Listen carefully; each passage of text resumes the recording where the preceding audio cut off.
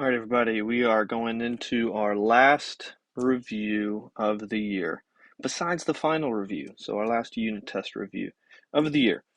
Here we go. Number one, and for number two, both of these, we are going to solve the right triangle, kind of using this diagram and the values that are given to us to solve the rest of the triangle, meaning we need to find the rest of the values that are not given to us. So, just again, I can use this, I'll use this for number one, then I'll draw a new one for number two. So, we know that angle A is 34. We know that side B is equal to 42.1. So what I would need to do here then is find the rest of the information, like angle B, side A, and side C. So to find side B, right, and this is a right triangle, meaning I can use my right triangle rules like Pythagorean theorem and my standard tangent, cotangent, well, not necessarily cotangent, but my sine, cosine, tangent equations to help solve this, right? And so again, I know that all three angles in a triangle add up to 180, right? So to find angle B, I can just very easily do 90 minus 34, right? Because we know this is 90, so these two have to equal 90. So 90 minus 34 would equal 56. So we know that angle B in this case would be equal to 56 degrees. Okay, so that's angle B. And then I have two sides here to find, right? I need to find side A, and I need to find side C, right? So it doesn't really matter which one, right? You just think about an angle, right? Let's just find side A first, okay? So to find side A, right, and again, right triangle, meaning I can use my tangent, trig function here, any of them, right? But tangent actually is going to make sense. If I'm thinking about my 34-degree angle, right, I don't know my opposite side, and I know my adjacent side here to that angle, right? So kind of our standard trig tangent equation would be tangent of an angle is equal to opposite over adjacent, right? So filling in the values, tangent of 34 would equal A over 42.1, right? And then from here, right, I would just multiply 42.1 to the other side to get it out of that denominator. So A, the side A is going to equal 42.1 times the tangent of 34. So I can bring in my calculator. Again, as I'm using this calculator, just make sure we are in degrees, go into mode, switch that over to degrees. And so you just do tangent of 34 times 42.1, and I get 28.39. It says round length at one decimal place, so let's just go up to 28.4. So that is A, 28.4. All right, and then to find C, we have a couple options, guys. I know that with right triangles, you can always use the Pythagorean theorem, right, to solve. And let's just do that here. So that would be 28.4 squared plus 42.1 squared equals C squared, right? C being my hypotenuse that I still don't know. So then you just square those values and you add them. And then you take the square root of that value. So we get side C being about 50.8 if I round it. So C equals 50.8. Okay. And again, just things to check for. Is my hypotenuse of my right triangle my longest side? And are the other sides proportional, right? A is my smallest angle, so side A should be my shortest side, right? So that all makes sense. So there's our values. B 56, side A 28.4, side C 50.8. Okay, then think about number two, right? We have this scenario. So let's draw a similar triangle to what we just had. Okay, maybe something like this. A, B, C. C is my right angle. I know that C, my hypotenuse, is 490. I know that B, my shorter side here, is 110. So I don't know A, and I don't know angle A or angle B. But I know those two add up to 90, so that helps. So in this situation, again, it doesn't matter what order you do it in, but eventually what we're going to have to do is find side A using the Pythagorean theorem, or a trig function after I know an angle. Or, again, I'm also going to have to use an inverse trig function to help me determine an angle. Let's actually do that first, because I'm going to show you another way to do this without necessarily needing the Pythagorean theorem. So if I wanted angle A, right, I want to think about, okay, what are the two sides that I know in relation to angle A? And so that would be the adjacent and the hypotenuse. So again, thinking SOHCAHTOA, adjacent and hypotenuse relates to cosine, right? So if we just think our general cosine equation, so cosine of an angle equals adjacent over hypotenuse, right? But I know the adjacent hypotenuse, 110 over 490. And so again, in this situation, we want to think about like, okay, how do I kind of get rid of that? So I just find my angle, or in this case, it'd be angle A. You would do the inverse cosine, right? So you could do inverse cosine of 110 over 490. And I just throw that in my calculator. As long as it's in degrees, it'll tell me what the answer is. So second cosine of, my calculator is not current enough to do the fraction template with alpha y equals, but can still work, so I get about 77 degrees. Okay. Or I guess it does say nearest tenth of, and then it cuts off, but nearest tenth of a degree, so that would work too. So still 77 degrees. Okay, so angle A, 77.0 degrees. Okay. Now again, normally in class, I think when I did these examples, I did the Pythagorean theorem and found my side first. Okay. But again, once you know an angle, then you can use a normal trig equation then to just find this side. So might be easier for you because you'll have to do this eventually. It might be easier to do that first, and then if the Pythagorean theorem can be long for you sometimes, you can do this instead. Lots of ways you can do these. But again, another thing I can do real quickly, I could find angle B, right? If I know A is about 77, 90 minus 77 would give me about 13. So B would be 13 degrees. Again, 90 degrees minus my other angle. So my A side's my other missing side. So I need to, again, either use Pythagorean theorem, or again, at this point, I can just use a trig function. So to find side A, like if I was using a trig function, just like up here, I could use tangent of 77 equals opposite A over adjacent 110, right? So that's the same situation as up here, but again, there are times where using a trig function is just a little faster. So again, it's going to be 110 times tangent 77 will give me the length of A, so I get about 476 for side A.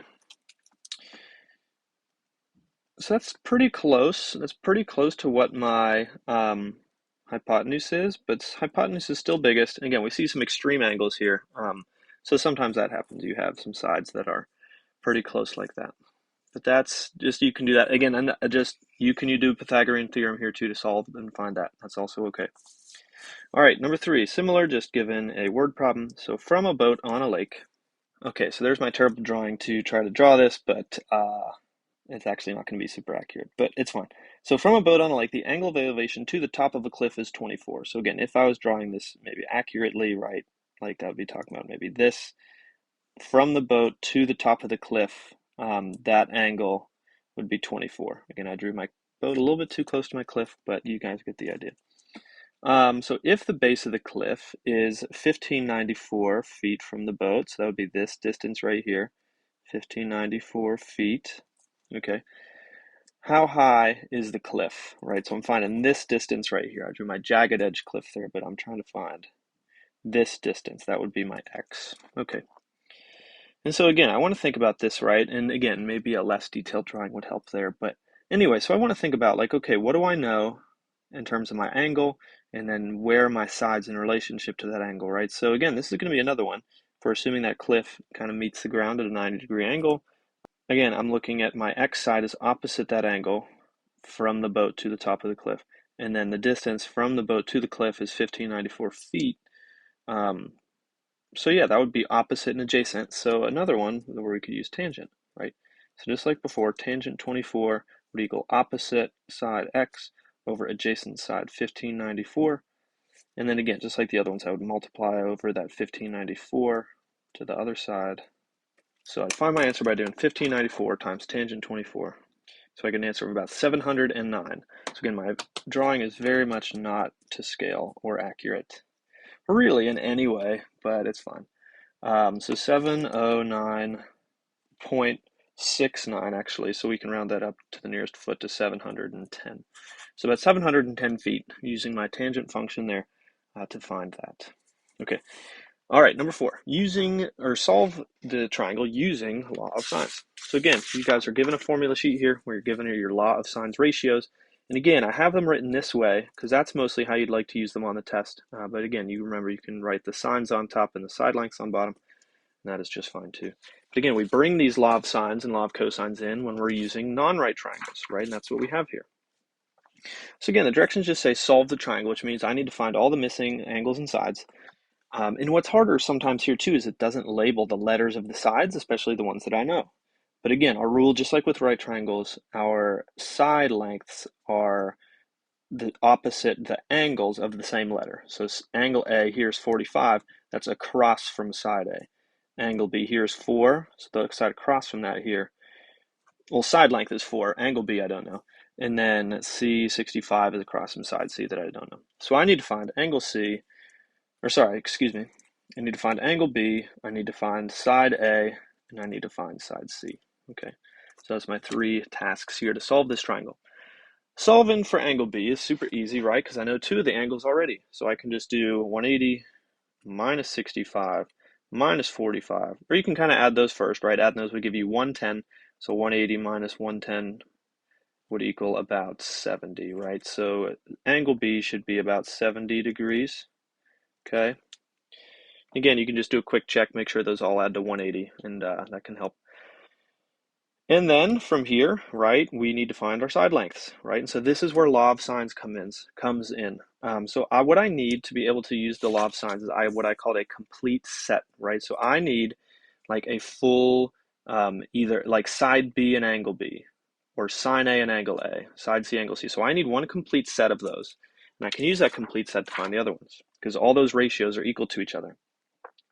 So my complete set now that I found angle B is B, right? I know side B and I know angle B, so I have that. I didn't have that originally at all, but because it's easy to find the angle, now I have it.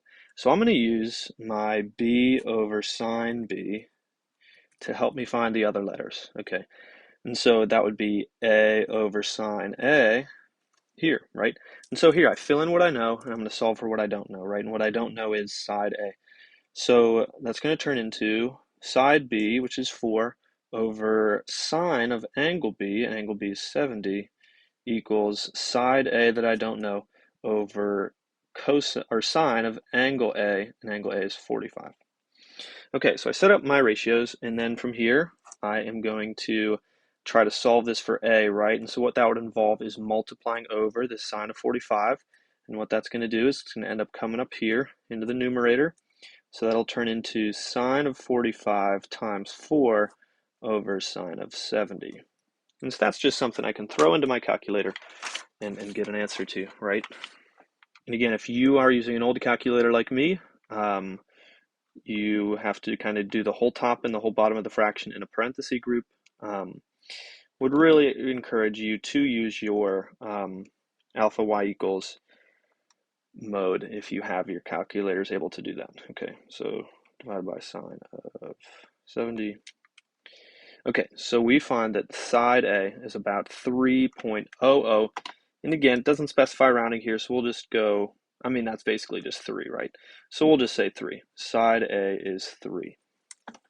Okay, and again, something else too, check in, is it proportionate, right? Angle A is smaller than angle B, so side A should be smaller than side B. Makes sense. Okay, and then I can use that same B over sine of angle B ratio to solve for side C the same way. So angle C is 65. So it's going to be basically the same thing, just sine of 65 times 4 over sine of 70 instead, right? In a calculator shortcut I may or may not have shown you, if you go second entry, it'll copy and paste in what you just typed in. And in this situation, all I changed from here to here is my angle of my top sine function there. So I can change that 45 to a 65. Otherwise, it's the exact same. And now I get about 3.86, or maybe round it up to about 3.9 for C. Okay. And again, does that make sense? I think so, right? Because angle C is just barely smaller than angle B, so side B is just barely bigger than side C. So yeah, it definitely makes sense, those values. So 70 degrees, 3, and 3.9 for my values there. All right, so now looking at the back, we have number 5, where we're asked again to use the law of sines. We're not shown a triangle, but I like to draw one just to have the visual. Not a necessary step but still good to have, right? So A, B, and C.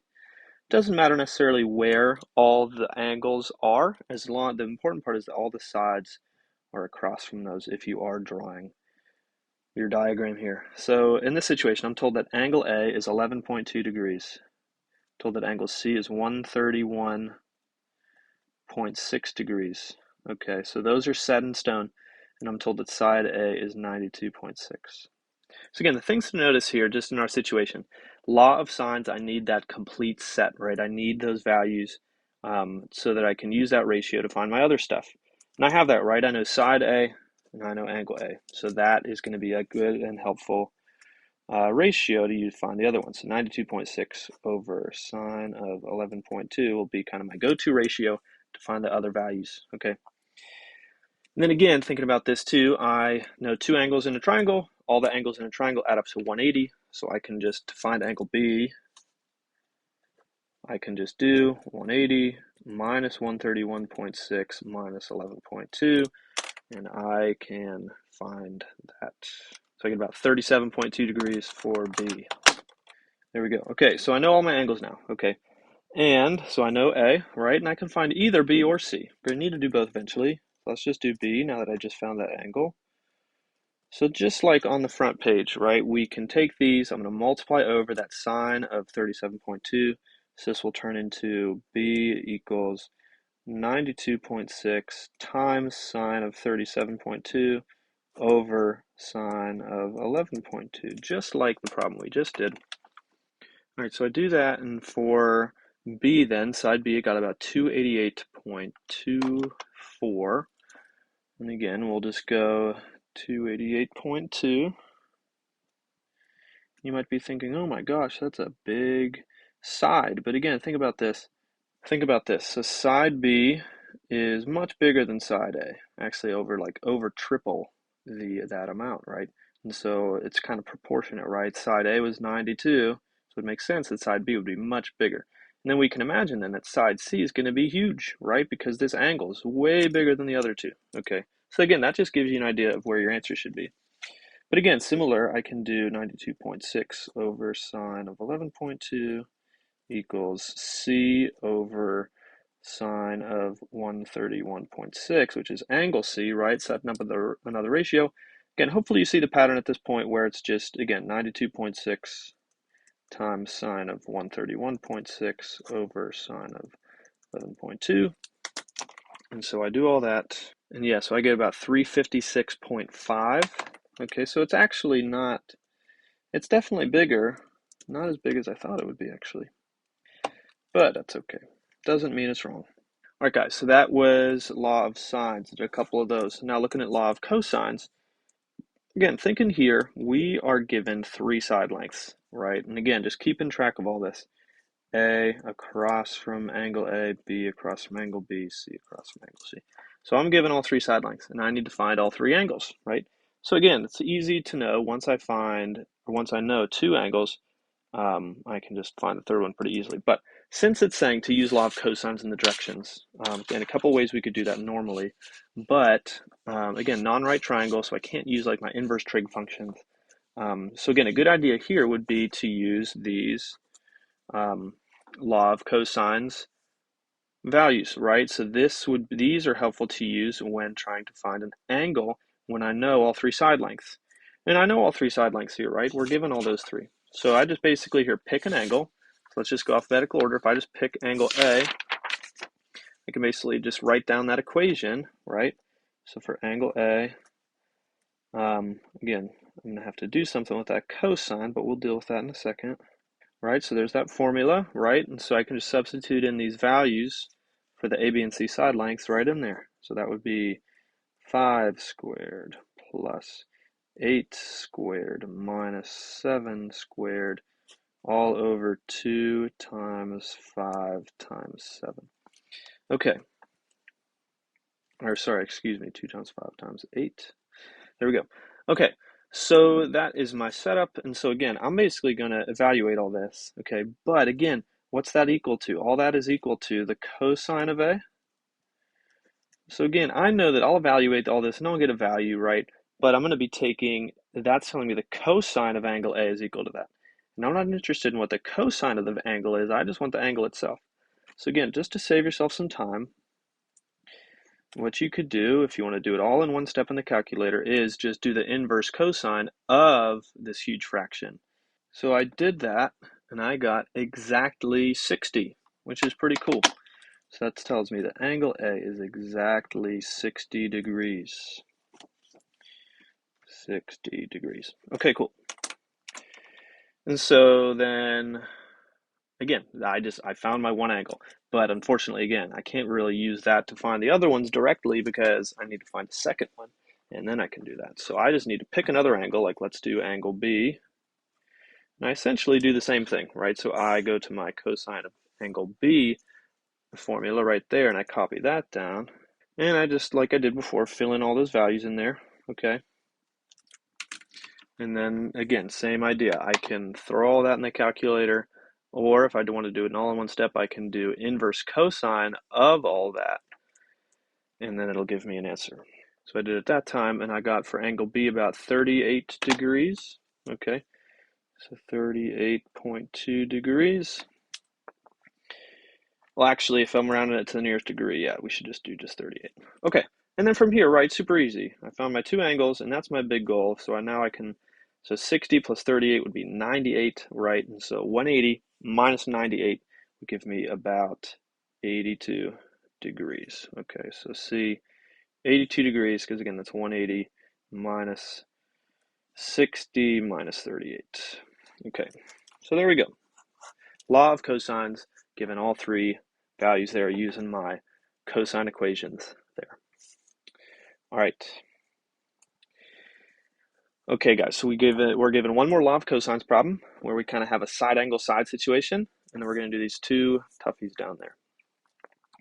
So again, if I'm drawing this, another non-right triangle, if it's using law of cosines, that's for non-right triangles, right? So I can draw this. Again, it doesn't have to be super accurate proportion-wise, but just label this the right way, A, B, C, A, B, C. And so, yeah, I'm just told that side A is 3, side B is 4, and angle C is 70. So yeah, guys, here I'm given these values, right? And I need to find everything else. So angle B, side C, angle A. Okay. So again, in this situation, I look at my law of cosine stuff, and specifically, these ones here are used to find side lengths, right? You notice the side length, the lowercase values are here, whereas these are more to find the angles, right? So that's important to remember. So I need to find side C, right? So look at this bottom equation. It's saying to find side C, C squared is equal to all this. Okay, so it's going to be similar to up here. You just have this formula. You can just substitute all that, right? That's just C squared equals, again, look, referring to the formula here, I'm just going to substitute it all in at once. So the B squared plus A squared, 4 squared plus 3 squared, minus 2AB times cosine C. So 2 times A times B times the cosine of angle C, which is 70 degrees. Okay, so same idea. I want to find those values, right? Feel free to evaluate as much of that by hand as you'd like, right? You know this is 16, this is 9, 2 times 3 times 4 would be 24. So yeah, and then you can go from there. So we get C squared equals about 16.79. And again, that's not my answer. That doesn't mean side C is 16.79. Again, I need to take the square root, right? Because it says C squared is equal to that. So if I take the square root of that answer, I get about 4.09 or about 4.1.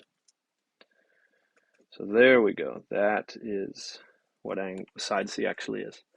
All right. So you guys, now that I'm in this situation, again, I know all three side lengths and I know one angle. So again, I need to find another angle. So it's basically going to be just one of the same things, right? So to find an angle, it's this same process up here. I'm going to do that a little faster. You can look back at that if you need a refresher on that, but just setting that up, like if I find angle A, again, it's using this cosine of A formula, and then I just substitute in those values. Okay, and then, all right, like I said, find an angle A is actually taking the inverse cosine of all that. So I'll do all that in my calculator. So the inverse cosine of that, so I did that and I got that angle A is about 43 degrees. We'll just keep it there. 43 degrees. And now that's awesome. I don't have to do that whole long process a third or a second time because I know these two. So 70 plus 43. Well, either way you do it. So it's 180 minus 70 minus 43. So that will give me about 67 degrees for B. And again, making sure, looking like are the sides proportional, like the smallest side goes with the smallest angle and all that. And it does, so that works out. So that would be that complete triangle there. Okay, last two. These ones are different, right? We talked about a couple of these in class where we need to find x. Okay, and in this situation, again, I can't just find x directly, unfortunately, with the information I'm given.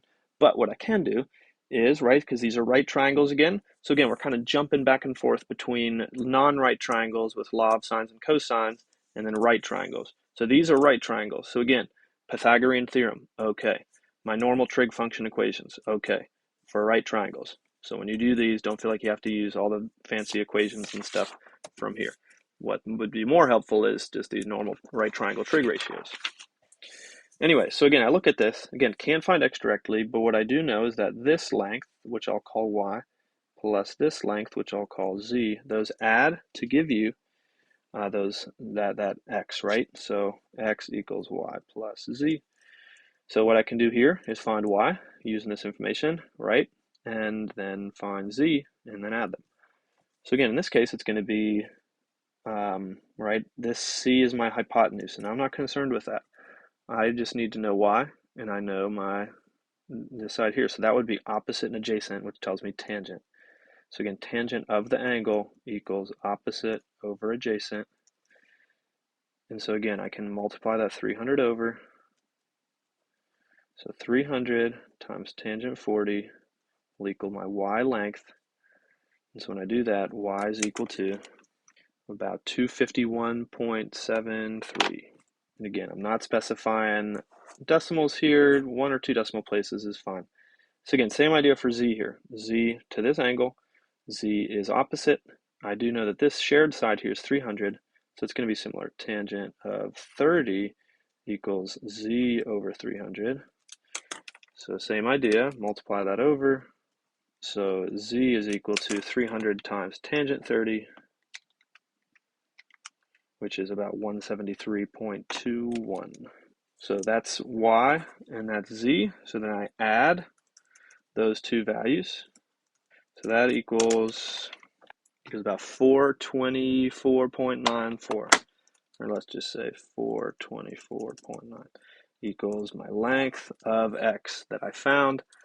I shouldn't say this is x, that's confusing. This is x. Finding those individually and then adding them. Okay. All right, and then similar here, can be hard to read. This says 35 degrees. And so again, similarly here, I need to find this little length of x. And again, you might be able to work it where you could find this using some of your law of sine stuff, like using this little triangle right here, because that's a non-right triangle. But just using, like if you want to be creative and do that, you could. I'll just do this using right triangle trig, because that's what we did in class. So again, I want to think about this. I can find this whole length, which I can call y, and then I can find this little length z, and so I know in this case, x is going to be equal to with a y length minus the z length, right? So again, similar idea. I want to think about, okay, what's y? So y is my whole outline of my whole big triangle here. And so that's going to be another tangent, right? My y is the opposite side of that angle. 400 is my adjacent. So that's going to be tangent 35 equals y over 400. So again, just like before, multiplying that 400 over. Y equals 400 times tangent 35. So you get about 280.1. For z, same idea. Z, smaller triangle, 20-degree angle, right? So that's another tangent, opposite over adjacent. So tangent of 20 equals z over 400. So multiply that 400 over. So 400 times tangent 20, about 145.6. All right, so I know that x is going to equal to 280.1 minus 145.6. That gives me about 134.5. So that is my x length, 134.5. That's it, guys. Hope you enjoyed it. Thanks for watching, and I will see you later.